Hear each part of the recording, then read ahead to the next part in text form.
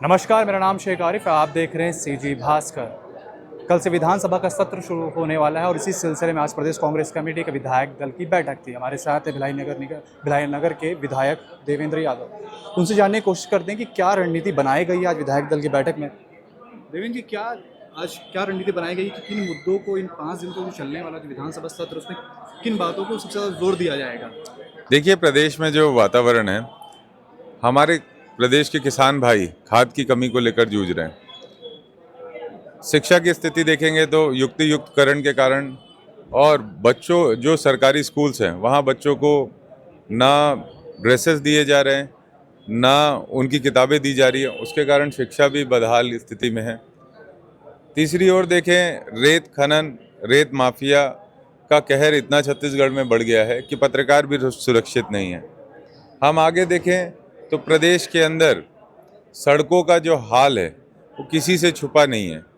कानून व्यवस्था पूरी तरह चरमरा गई है। छत्तीसगढ़ में लगातार चाकूबाजी की घटनाएं रोज सुबह शाम सुनने देखने मिलती है। तो ये सभी विषय हैं, सभी गंभीर विषय हैं। सभी विषय को लेकर हम भारतीय जनता पार्टी की सरकार को ये याद दिलाने जा रहे हैं कल से कि आप कहीं ना कहीं छत्तीसगढ़ की जनता के साथ बहुत दुर्व्यवहार कर रहे हो। जिन वादों के साथ आप आए थे उन वादों को पूरा नहीं कर रहे हो और आपको सदन में जवाब देना पड़ेगा। हम मजबूती से आपसे जवाब मांगेंगे। एक सबसे बड़ा सवाल है कि 2 दिन पहले की बात है कि एक निजी चैनल का एक पत्रकार जाता है भावना नगर में जो कवरेज करने के लिए, और वहाँ पर बजरंग दल जैसे लोग उन पे आक्रमण करते हैं, उनके माइक कैमरा को फेंकते हैं, उनको जान से मारने की भी कोशिश किया गया अगर वहाँ सही टाइम में पुलिस नहीं आती। तो एक जब पत्रकार ही सुरक्षित नहीं है तो आम आदमी कैसे सुरक्षित होंगे? आप विपक्ष के नेता हैं, तो क्या नहीं लगता है कि सरकार पर एक दबाव बनाया जाए कि भाई पत्रकार सुरक्षा कानून लाया जाए? निश्चित रूप से मैंने स्थगन में भी इस विषय को लाया है। पत्रकारों से जुड़ी हुई सुरक्षा का जो मामला है उसको स्थगन में भी हम लोग मजबूती से उठाएंगे और इस बार विधानसभा सत्र में सरकार को जवाब देना पड़ेगा। सरकार ऐसे अपने आंख मिचौली करके भाग नहीं पाएगी।